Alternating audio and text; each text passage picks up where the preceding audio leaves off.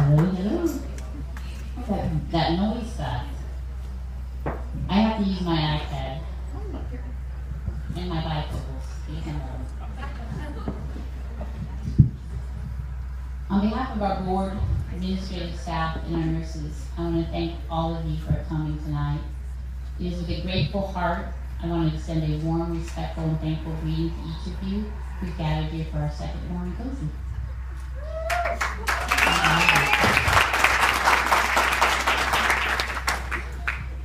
Before we get started, though, I want to take a minute because I know many of you see me as the face of the center, but it's, I can make it, the nurses here in the audience that are the backbone of what we do. Well, the nurses at this front table, we just had one get called out already tonight. Stand, please.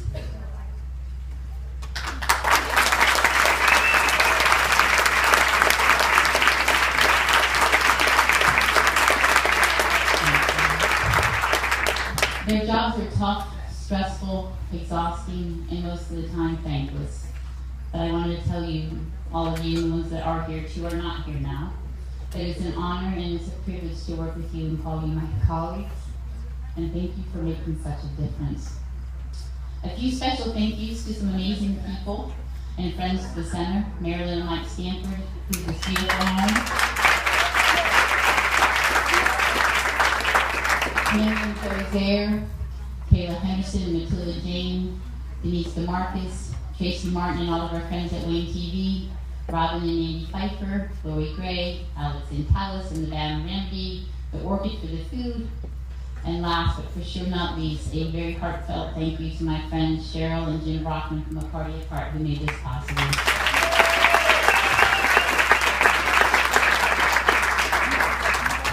It is hard to believe that a year has passed since I was on this stage and we raised an incredible $89,000. The money allowed us to purchase a state-of-the-art piece of equipment and train 2 new on-call forensic nurses. And thank you for all of you that are here that made that possible. We have reached and provided services to 752 patients since January 2014. So many patients and a subject matter that is so painful.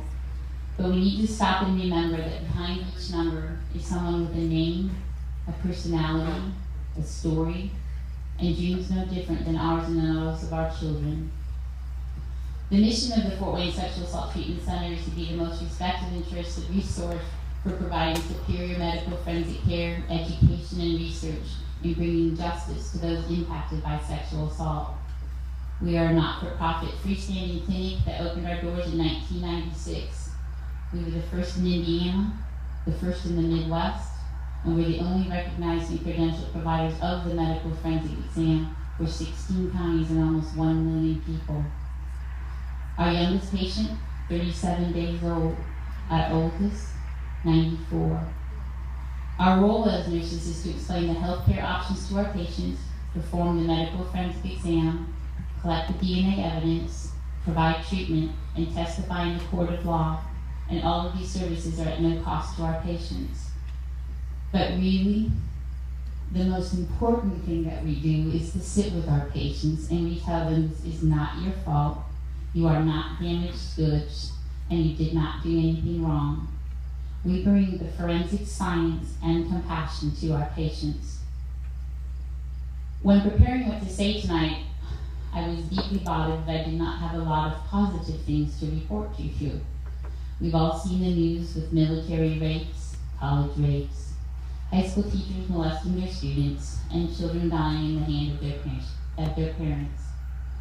And as if that wasn't enough, Joyce and I just attended an international conference where the keynote was almost depressing, but his message was very clear.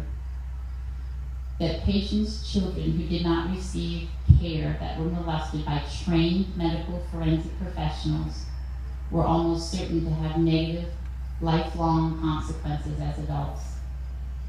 We have a healthcare crisis, a silent and violent epidemic, and most of society continues to look the other way. I'm not going to share a lot of stats with you, but there are a few I want to share.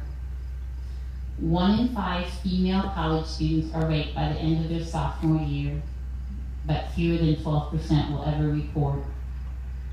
1 in 4 girls, 1 in 6 boys are sexually abused before they're 18. That's 11,777 girls and 6,066 boys in Allen County alone. At our center, 58% of our patients are children, and only 5 to 10% of the child victims will tell while the abuse is happening. There is 1 victim of sexual assault every 2 minutes, and astounding, the average pedophile will molest 117 children in his lifetime. Child abuse, rape, is not a cold, it's not a misunderstanding, it's not a private matter, it's not anyone's right, and it is never a child's fault. It is a crime. Society continues the victim blaming, which brutally silences survivors of rape who live in the shadows and in shame and in guilt. I read an editorial a few weeks ago by Reverend McGill of the Fort Wayne Baptist Church, and I want to share one of his profound statements with you. As someone who suffered in silence for years from the stain of an aunt's molestation, I know how stifling it is to live with years of internal agitation, while externally I survived, and in some areas even thrived. There was a corner of my inner existence that functionally died. Tell me, how would you answer the 7-year-old who says, "Why do I have to leave my house? Why does mommy cry all the time and say it's my fault?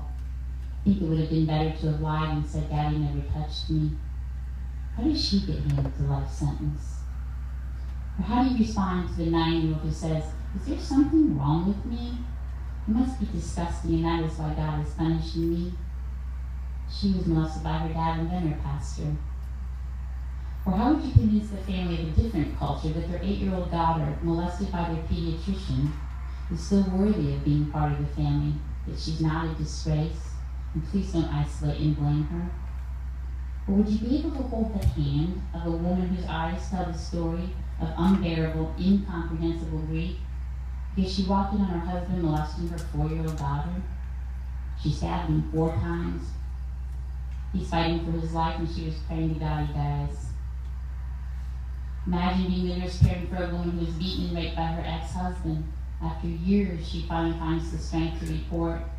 During the exam, she's pulled from the room, and she's told that the ex had kidnapped the patient's mother and her child and killed them both. Please tell me what words you would say. Finally, hearing the words, "We, the jury, do find the defendant guilty of a Class A felony child molest," and then hear the screams of pain and agony from both sides, because the victim and the defendants both have been impacted and forever changed. Oh yes, justice has been served, but there are never any winners. Tonight's event is for the over 5,000 victims that we have seen at our center, and the thousands upon thousands who have come or called and made the difficult decision that they could not report. And it's for the 1 in 4 women and the 1 in 6 men in this audience who've had your innocence stolen, your cries and words muffled, and for the 45% of the women who never tell anyone. We honor your tears that have never dried. May the rest of us never again turn a blind eye to the suffering and injustices done to women, men, and children. We need to have the courage to take a stand, to listen, to speak, and defend our most vulnerable. May we all work for justice for all, and especially for our children, those of today and those waiting to be born. Friends and nurses do make a difference. Every exam opens the door to the possibility of collecting evidence that might assist to convict a child molester or rapist, and which is just as important to us, collect the DNA that would exonerate an innocent man. This is so much more than a job to us. It is our calling. As a not-for-profit, we rely on grants, fundraisers, donations, and more importantly, the support of the communities we serve. I'm reminded daily that if you want to do something important enough, it does not come without a cost. By attending tonight, you are ensuring that we can continue to be the most respected and trusted resource for medical forensic care. And on behalf of our entire staff and our board of directors, I thank you from the bottom of my soul, and God's blessings on you.